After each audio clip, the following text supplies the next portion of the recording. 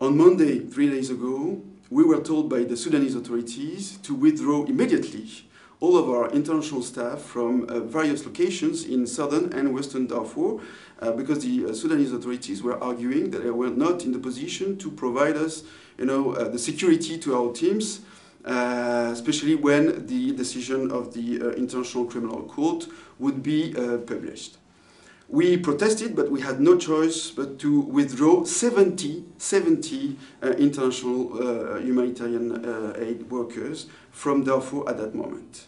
On Wednesday, yesterday, we were told that the Dutch section of Médecins Sans Frontières was expelled from the country and that our colleagues would have to leave immediately without any explanation. And this morning, this was the French section of Médecins Sans Frontières that was told the same, to leave immediately the country, along with other big and very important international humanitarian organizations. It's a total, at that moment, it's a total of 13 international organizations that have been told to immediately leave the country.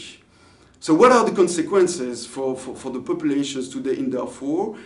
De facto, the government of Sudan has decided to stop the humanitarian aid that is being provided to the populations of Darfur. As you know, 2 million of people are being displaced there.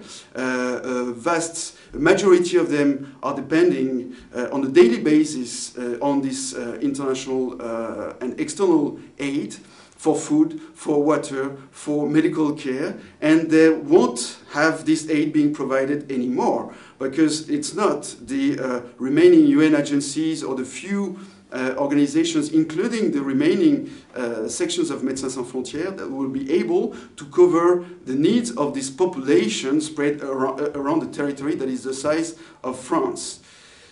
This is totally unacceptable, and it's unacceptable because we, Médecins Sans Frontières, we are totally independent and impartial organization. It is very well known. We have nothing to do with the International Criminal Court. We do not cooperate with the International Criminal Court. We do not provide any information. That is very well known. So we are really held hostage.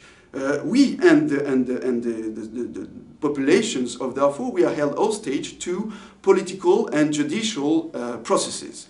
And this is totally unacceptable. We don't want to comment on the decision of the International Criminal Court or the position of the Sudanese government with regard to the decision of the International Criminal Court. We are only a medical organization that is willing to continue delivering medical care and life-saving care to the populations of Darfur, and we have to be able to do so.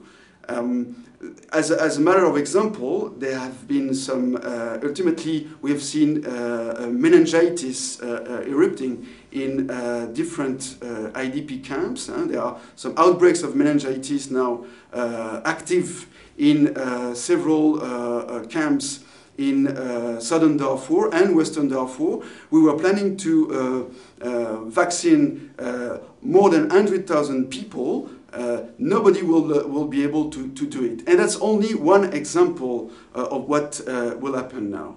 So I'm calling here the government of Sudan and the President Bashir himself to reconsider his position. I'm really urging him to reconsider his position because there's no way that this the remaining UN agencies and the few organizations that are still allowed, virtually and theoretically allowed to work in Darfur, there's no way that they will be able to cover the need of the population in Darfur today.